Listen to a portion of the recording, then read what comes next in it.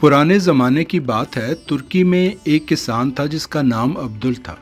उसके पास थोड़ी सी ज़मीन थी, मगर उस ज़मीन से उसका गुजारा नहीं होता था। उसकी बीवी ने दो भैंसें रखी हुई थीं। वो उनका दूध निकालती और दूध से घी, मक्खन और पनीर बनाती। किसान ये दूध और पनीर शहर ले जाता और वहाँ से उसके बदले शहद खरीद लाता। गांव में शहद की बहुत मांग थी। वापस आकर वो शहद बेचकर रकम हासिल कर लेता था। कुछ अरसे से ये मसला हो रहा था कि जब वो अपना सामान लेकर शहर के दरवाजे पर पहुंचता तो वहाँ का दरबान रोक लेता कि काजी के इजाज़त नामे के बगैर तुम शहर में दाखिल नहीं हो सकते।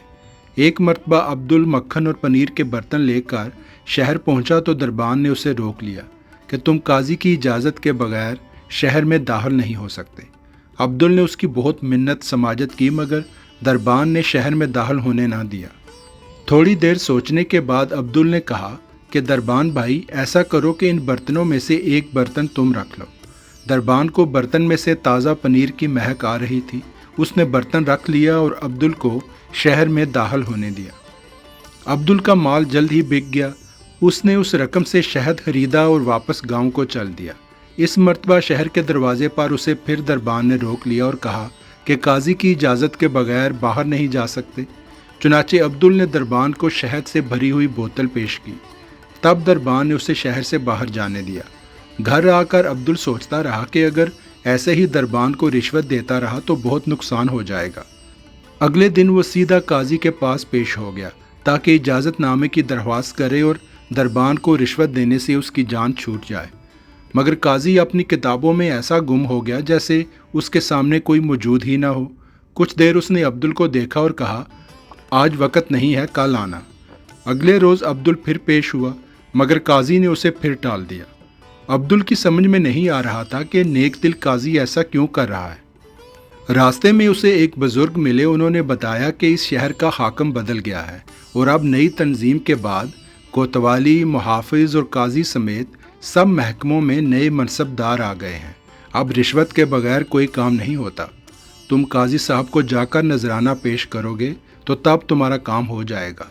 अब्दुल को ये जानकर बड़ा रंज हुआ और उससे गुस्सा भी आया कि वो और उसकी बीवी मेहनत करके ये सब हासिल करते हैं और वो सड़कों बाज़ारों पर पैदल फिरकर रकम जमा करता है जिसमें से ये लोग रिश्वत चाहते हैं। उसने कुछ देर सोचने के बाद पनीर के एक बर्तन में गोबर भर लिया, मगर ऊपर की थोड़ी सी जगह खाली रखी। उस पर उसने पनीर डाल दिया। देखने से यूं लग रहा था जैसे सारा बर्तन पनीर से भरा हुआ है।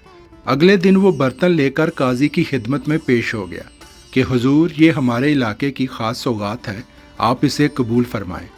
काजी ने उस रोज़ कुछ देर न लगाई और बर्तन लेकर एक तरफ रखते हुए पूछा, तुम्हारी दरख्वास्त कहाँ है? अब्दुल ने दरख्वास्त सामने रखी तो काजी ने उसे मंजूर करके इजाज़तनामे पर अपनी मोहर सबत कर दी। अब्दुल ने इजाज़तनामा जेब में रखा और पूछा कि हुजूर, क्या पनीर लिए बगैर आप मेरी दरख्वास्त पर दस्तखत नहीं कर सकते थे? काजी ने कहा, तुम्हारा काम हो गया, अब घर जाओ और याद रखो, मामले की गहराई में कभी नहीं जाना चाहिए।